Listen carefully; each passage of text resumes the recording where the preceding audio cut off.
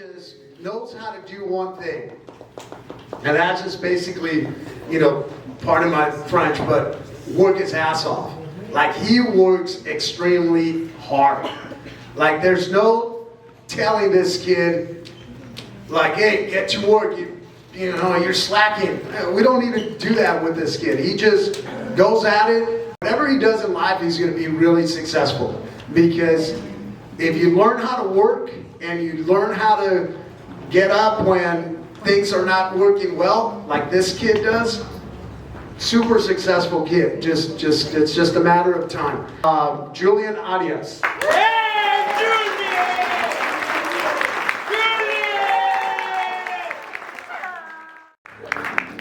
If you don't have a good catcher, you don't have a good baseball team. And this kid was, he's been catching for us now for about 4 years, and he was something special.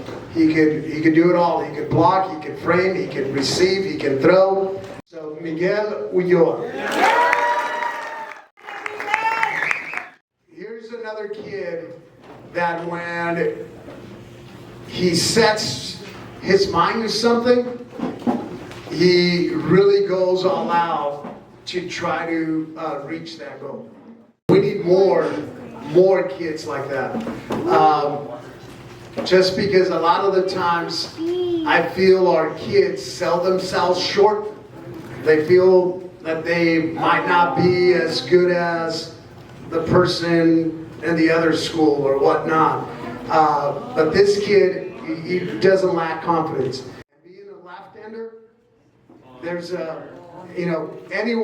anyone takes a left-hander pitcher. So he's going to move on, and he's going to play baseball at Orange Coast College, and the coach there seems to be like super excited about it, the prospects of having Andy for a year or 2 or 3 years, however many years he's at OCC. So Andy Santana. Freshman against Godinez. This was, I think, one of the schools that he was thinking about going, because I think his sister was at Godinez.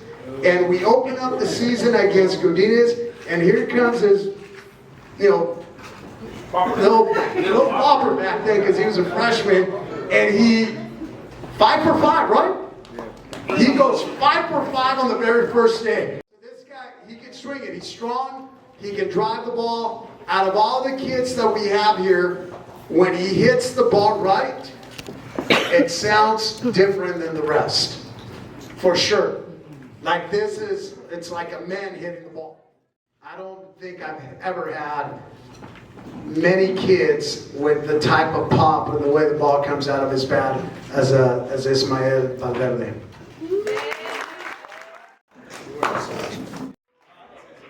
This award goes to the person that stresses me out the most in practice.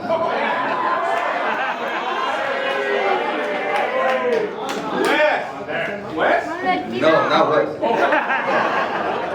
Even though he does a little. But the person that stresses me out the most and asks me sometimes, texts me, do we play? What time do we play? If we already told him the day before what time are we going to play. And then he asks me, what are we wearing? If he's the one that's choosing what are we wearing.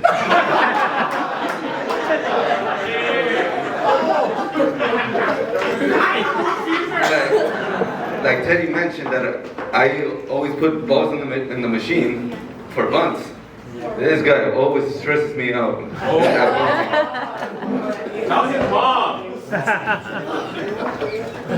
And the award will go to Andy Santana.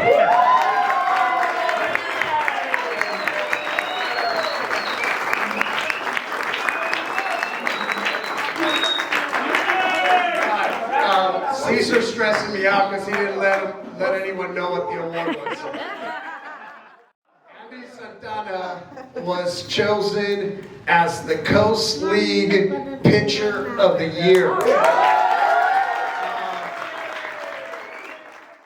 Everyone on the table voted for Andy, so every coach in a league agreed that Andy was the best pitcher in the Coast League.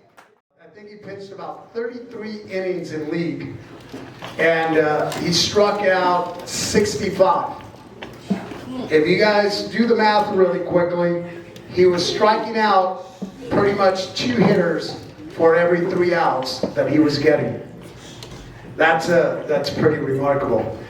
So hands down, Andy was for sure the best pitcher in the league.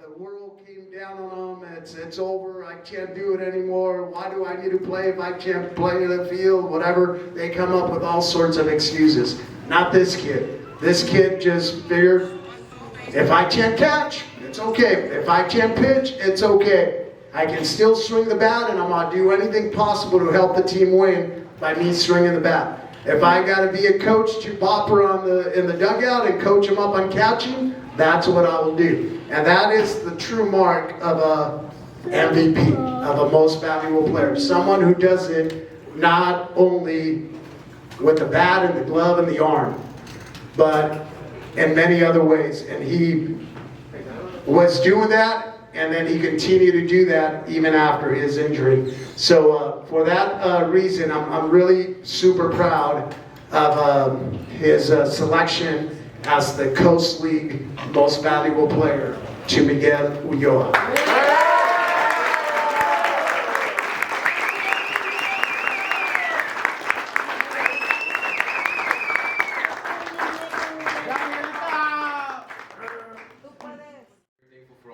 Everybody in this room right now.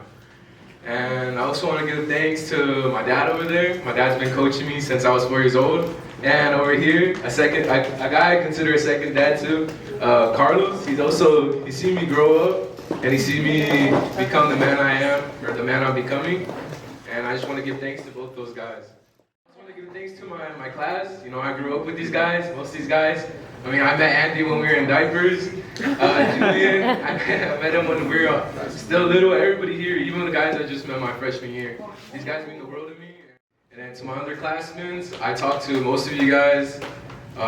Yeah, you guys have a lot of potential, and I just can't wait to see what you guys become. Thank you, parents, for showing up. You know, it means a lot seeing you guys in the stands. You know, I want to thank the coaches. You know, growing up with you guys all 4 years. I mean, there's gonna be life lessons I take on after high school from you guys. So, thank you. I want to thank my mom and dad. You know, I love you guys. You know, you guys raised me on that baseball field, so that's something I'm thankful for. You know, I don't think there's another place I'd rather be but on the mound with the ball in my hand. So thank you guys. Thank you, Coach Ish. You know, I saw you as a father as well. You know, it was seeing you as a third base coach, you know, and then my dad would get thrown out at times. You know, it was good. Thank you a lot. I appreciate it. You know, I want to thank this group of guys right here as well. You know, I grew up with them. It means a lot. And then the younger guys, you know, you guys got a lot of talent, so I wish you guys the best of luck next year. You know, yeah, I got nothing else, but good luck next year. I want to say, like others said, thank you guys for coming out to the banquet, to our games. You know, you guys work hard, like all our parents work hard, and I appreciate you guys coming to our games. And I just want to give a big shout out to my family. Everyone out there like supporting me. My dad's always been to my games. Like after every game, I remember every game, and I appreciate that. And I want to give a big shout out to my uncle Damien for telling my mom to go to Century to play baseball. Because I wasn't gonna go to Tustin. Because my dad, like, you know, I didn't want to follow the same path my brother went. But I'm really appreciative to be here at Century and meet really cool people, and especially Cortez. You know, he's someone that always not like pushed me, but like he gave me a good perspective of like what hard work can do. So I appreciate you, Cortez, and even the coaching staff. And for the underclassmen, I just want you guys just to work hard, and whatever you want to do, you can achieve it. And thank you. First and foremost, I want to say thanks to God, because without him, we obviously all wouldn't be here. And I want to give a shout out to my little brother. I mean, he doesn't think of it, but I'm trying to become a better man and a better person in the field, just to teach him that even though we might be undersized, we can't be, you can still perform as big as anyone else. And I also want to give a shout out to Coach Louis in 8th grade. He would always tell me to just keep my head up and to work hard, and it obviously paid off. I mean, you guys saw I got the MVP of the league this year.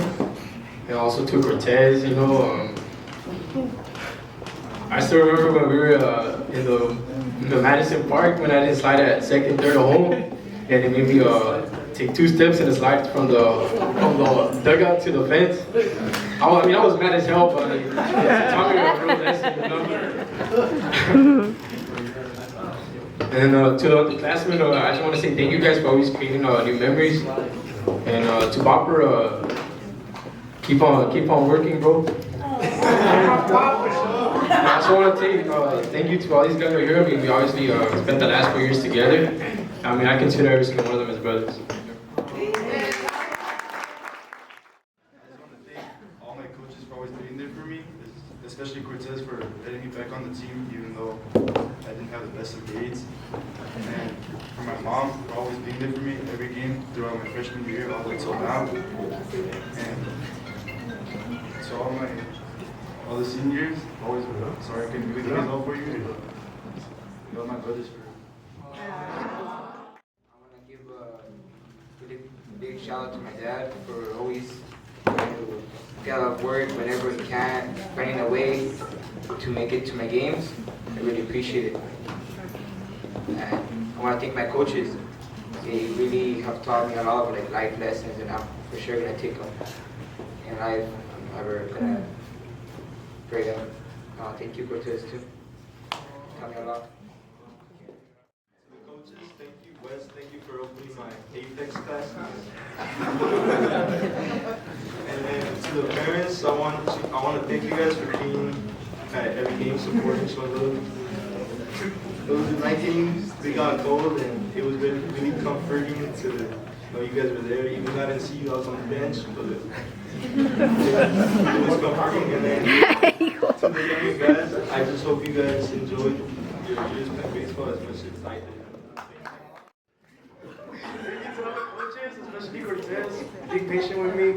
I wasn't the best student, nor the best athlete, but I tried.